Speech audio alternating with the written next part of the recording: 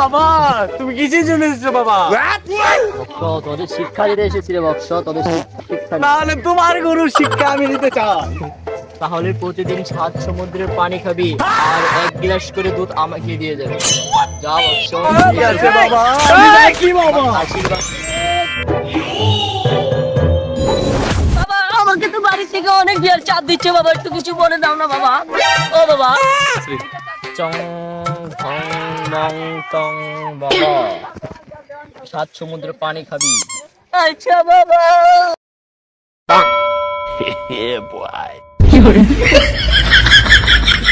বাবা আমার তো বিয়ে ঠিক হয়েছে বাবা, কিন্তু বলতো আমার লোকে থাকে না বাবা, একটা মন্ত্র করে দাও না বাবা। আমি তোকে বিয়ে না হওয়ার মন্ত্রই দিয়েছি, এখন বউ কিভাবে থাকতে? তুই সোজা হয়ে দাঁড়া, আমি একটা মন্ত্র শিব দক্ষা না